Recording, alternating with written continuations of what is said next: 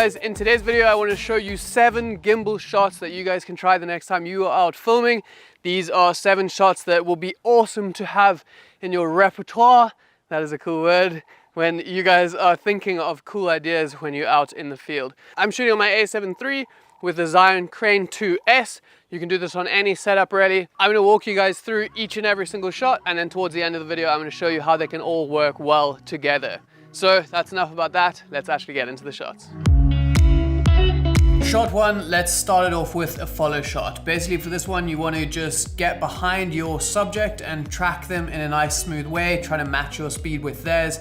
I like to generally keep my subject in the center as it has a better look. Experiment with different angles. Getting down and low often creates a more grand feeling, and getting high can show more of your surrounding area and where your subject may be.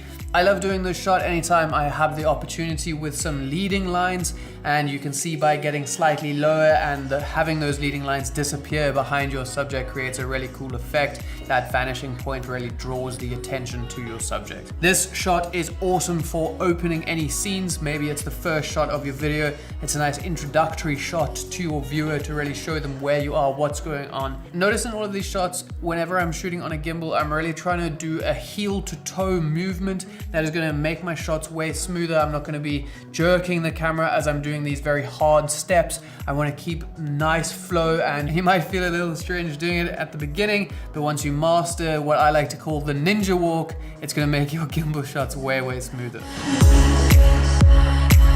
Next up we have shot 2, and this is going to be a tracking shot. Also relatively simple, but can be hugely effective when you guys do it in the right way. Awesome way to show your subject moving through their environment, really just giving the viewer a sense of where they are and what's going on. Note how I like to keep my subject on the back third of my frame, just to give them that appropriate nose room. If you bring the front of that frame too close up to their face, it's going to give a bit of a claustrophobic feeling. The viewer can't really see what's coming next, and it can feel a bit uncomfortable. Whether you're doing it of something like a face, or even if you guys are going down to get a nice tracking shot of the feet, whatever it might be, make sure that you are just placing that subject on the back third of your frame.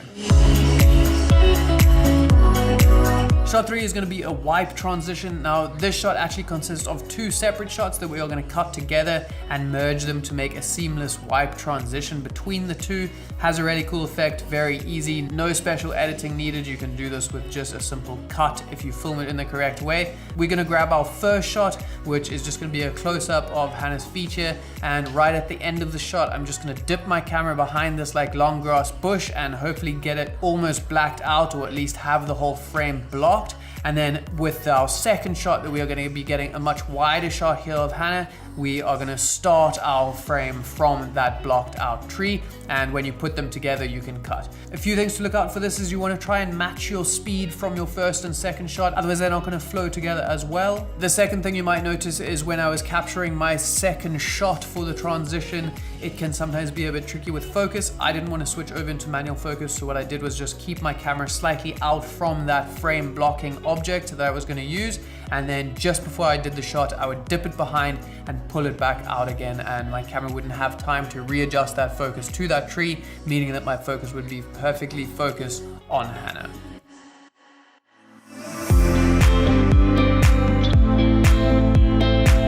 Shot 4 is going to be a wraparound shot. This is one of my favorite shots to capture when I'm shooting on my gimbal, and it can have such an awesome effect if you do it right. For this one we had Hannah standing still, and I just did a wrapping motion around her. I like to just look up. It gives much more of a grand feeling, and you get more of that parallax effect of that background really rushing past. Looks really fast, has a really awesome effect. If you want to get fancy with it, you can even add a bit of a speed ramp at the beginning and at the end, and you can have it come in really fast, slow all the way down on your subject's face, and then speed back up out of frame. Definitely an opportunity here for some sort of other transition.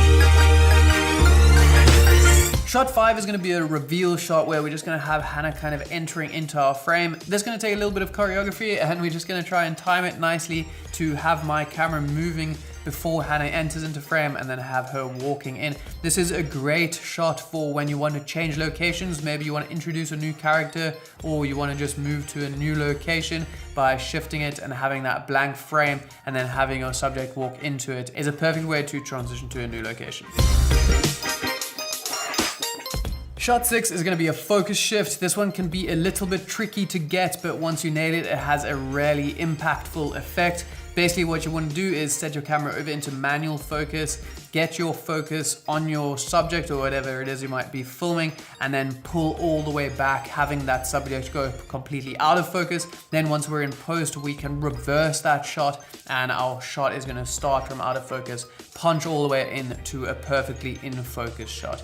The reason why we reverse it is because it's just much easier to make sure that our ending point is going to be perfectly in focus. If you were to start from back and have everything out of focus, you might hesitate as you get to that point. Reversing it works really well and make sure that you're going to get that shot perfectly in focus every time.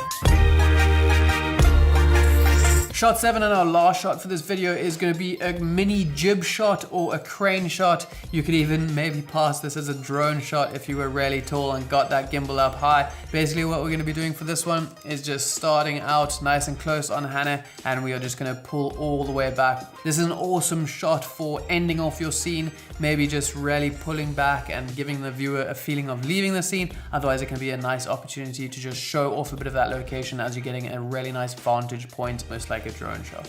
So those are our 7 gimbal shots. You've seen them as individuals and how we managed to capture each one of those shots. Now let's take a look at them all in one sequence with some cool music and editing techniques.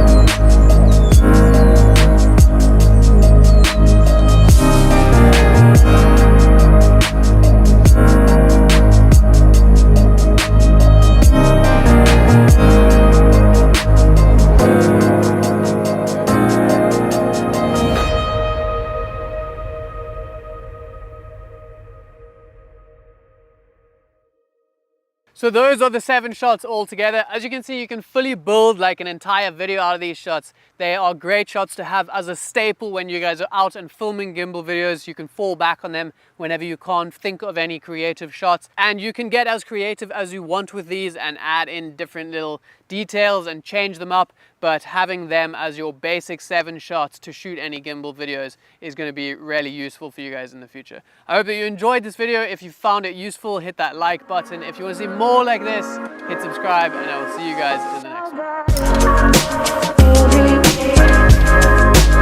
one.